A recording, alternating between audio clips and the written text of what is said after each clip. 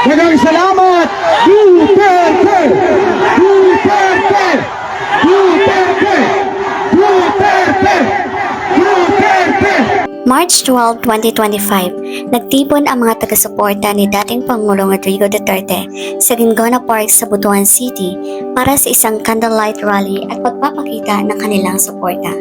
Sa kabila ng kamakailang pag-aresto kay Duterte sa NAIA Terminal 3 dahil sa warrant of arrest mula sa International Criminal Court or ICC kaugnay ng kanyang kampanya kontra droga at ang kanyang paglalakbay patungo sa The Hague, Netherlands, mariing ipinakita ng mga demonstrador ang kanyang patuloy na pagsuporta sa dating Pangulo. Ipinakita ng kaganapan ang malalim na pagkakahati sa politika habang nagkakaisa ang mga taga-suporta sa isang masigasig na pagpapakita ng paninindigan at pagkakaisa. Dalawang magkaibigang 18 at 17 years old ang nagpahayag ng kanilang pagkadismaya sa pagtrato kay Duterte. Epektibo naman ang pamumuno ni Duterte na wala ang mga adik. Ngayon, dumami na naman ang mga adik, sabi nila.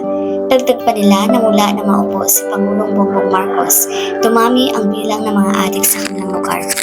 Warrantless arrest yun, kidnapping yun, sabi ng isang taga-suporta. Isang motovlogger mula Manila na lumipat sa Mindanao 6 na taon na ang nakakaraan dahil sa pandemya. Sinabi pa niya, hindi naman nakalabas si Duterte sa Pilipinas. May inilabas na restraining order ang Supreme Court. Pinabuloan na naman ito ng isang reporter. Nang ipaalam sa kanya na nasa Dubai na si Duterte para sa isang stopover patungo sa The Hague, sagot niya, pwede na siyang tumakas sa Dubai. Hindi yan restrictions ng pulis ng Pilipinas. Kaya na yan. Dumalo rin sa rally si Ramon Calo, alkalde ng Carmen, Agusan del Norte. Nakakalungkot at nagagalit ako dahil lumalala ang ating gobyerno. Anya, nang tanungin kung makatarungan ang pagtrato kay Duterte, dagdag niya, narito ako dahil mali sila. Ako ay isang abogado, mali sila.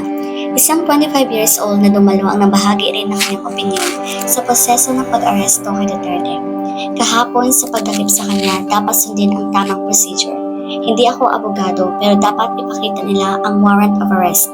Nakita ko lang na pinasa ng general yung warrant sa cellphone niya. Dapat papeles ang ipakita.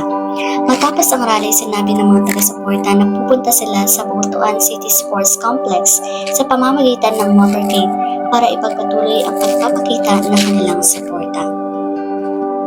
Pero nanggawa sila mga private vehicle din his pagkakaroon mga kanets. We join din he.